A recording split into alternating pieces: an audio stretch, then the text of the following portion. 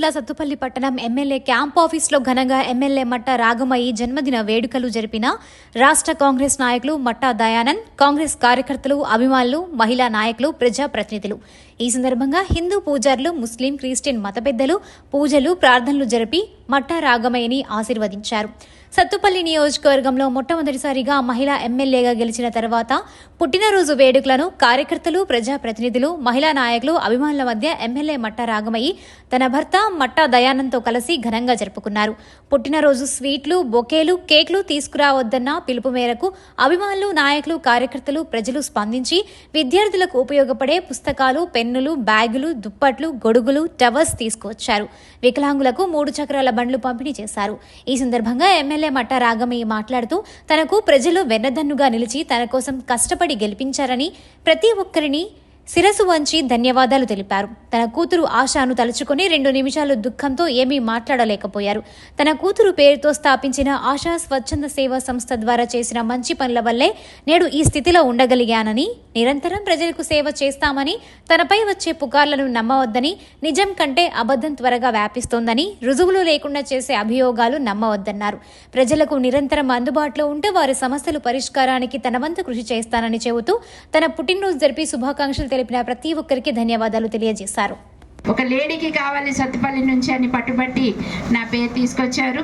ఆమెకి మరి కృతజ్ఞతలు. అలాగే మరి తుమ్మల నాగేశ్వరరావు గారు కానీ, పొంగులేటి గారు కానీ, బట్టి గారు కానీ వీళ్ళందరూ కూడా ఎంతో సపోర్ట్ ఇచ్చి నన్ను ఎమ్మెల్యే అవడంలో సత్తుపల్లి నుంచి మొట్టమొదటి మహిళా ఎమ్మెల్యే అనే ఘనత అలా నిలిచిపోతుంది ఎప్పటికీ కూడా. ఇందులో నాకు సహకరించినందుకు అందరికీ కూడా పేరు పేరున కృతజ్ఞతలు తెలియజేసుకుంటూ మరి ఒకసారి మీ అందరికీ కృతజ్ఞతలండి వచ్చినందుకు, ఇంతసేపు ఓపికగా ఉన్నందుకు. అలాగే నాకు ప్రతి దాంట్లో సపోర్ట్ ఇచ్చేది డాక్టర్ గారు, మీ అందరికీ తెలుసు. వారి ఆలోచనలే ఇవన్నీ కూడా. అందరూ కూడా ఎందుకంటే శాల్వాలు, బొకేలు ఇవన్నీ ఎప్పుడు రొటీన్గా ఉండేవి.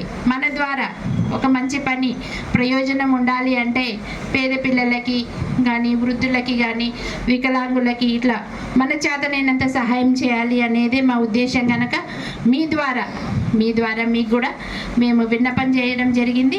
అలాగే అందరూ స్పందించి చాలా భారీ ఎత్తున మీరు బుక్స్, పెన్స్ ఇలాంటివన్నీ కూడా, గొడుగులు కూడా తెచ్చారు, దుప్పట్లు తెచ్చారు, ఇట్లా ప్లేట్లు, గ్లాసులు ఎవరికి తోచింది వాళ్ళు మీ వంతు సహాయంగా మాకు అందించినందుకు, మరి మాకు ఇంకా సేవ చేసే భాగ్యం ఇంకా ఎక్కువ కల్పించినందుకు ప్రతి ఒక్కరికి పేరు పేరున ధన్యవాదాలు తెలియజేసుకుంటున్నాను. Thank you very much. మనం ఎలక్షన్ ముందు ఏదైతే మనం వాగ్దానం చేశామో పార్టీ అందరూ కూడా అదే 25 లక్షల రూపాయలు వాళ్ళ కుటుంబాలకి, పిల్లలకి, చదువులకి వాటికి ఉపయోగపడే విధంగా ప్రతి సంవత్సరం కూడా 5 లక్షల రూపాయలు కూడా 25 లక్షల రూపాయలు వాళ్ళకి డిపాజిట్ చేస్తాము. ఆ డిపాజిట్ మీద వచ్చిన ఏదైతే ప్రయత్నం ఉందో ఆ పిల్లలకు కావాల్సిన బుక్స్ కానీ, లేకపోతే బ్యాగ్స్ కానీ చదువుకోవడానికి ఉపయోగించాలి.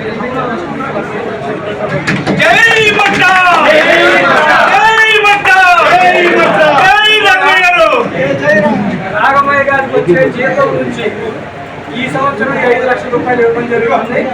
అలాగే మన ఏదైతే డ్యాన్స్ అసోసియేషన్ ఉందో అందులో కూడా చాలా మంది పేదలు ఉన్నారు. వాళ్ళకు కూడా ఇదే రోజు 2 లక్షల రూపాయలు వాళ్ళకు కూడా బ్యాంక్ డిపాజిట్